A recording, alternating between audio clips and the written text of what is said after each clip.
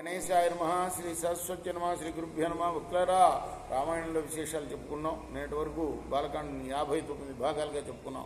ఈరోజున 60వ భాగం చెప్పుకుందాం.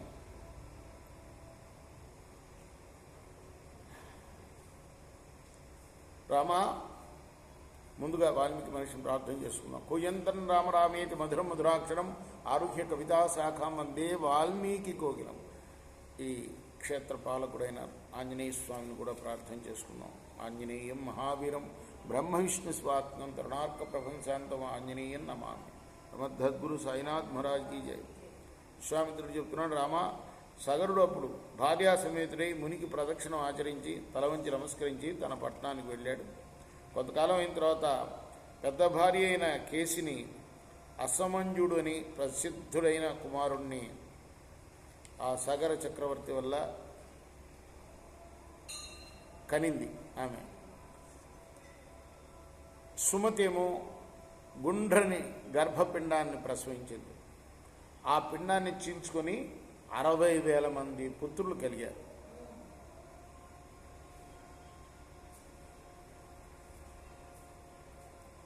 దాదులందరూ కూడాను ఆ బిడ్డల్ని నేతితో నిండిన కడవల్లో పెంచి పెద్ద చేశారు.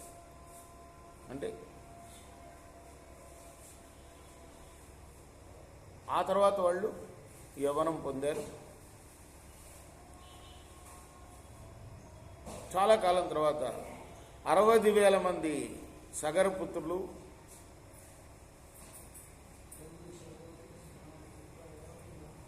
యవ్వనంతో మంచి రూపంగా కనపడ్డారు. జ్యేష్ఠ కుమారుడైన అసమంజుడు ఎవరైతే ఉన్నాడో ఈ పిల్లలందరినీ కూడాను 60,000 మందిని సరయూ నది జలాల్లో పడవేస్తూ వాళ్ళు మునుగుతుంటే నవ్వుతూ ఉండేవాడు.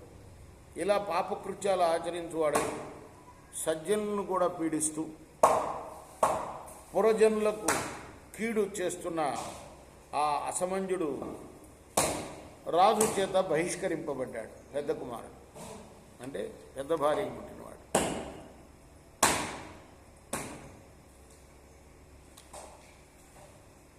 అయితే ఆ అసమంజని కుమారుడు ఉన్నాడు ఒకడు, అంశుమంతుడు.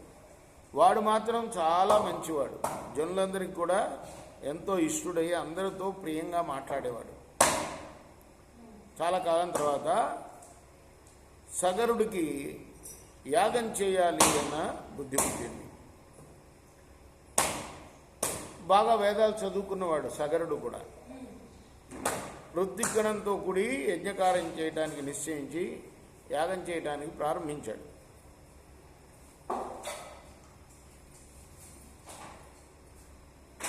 విశ్వామిత్రుడు కథను అక్కడ ముగించాడు.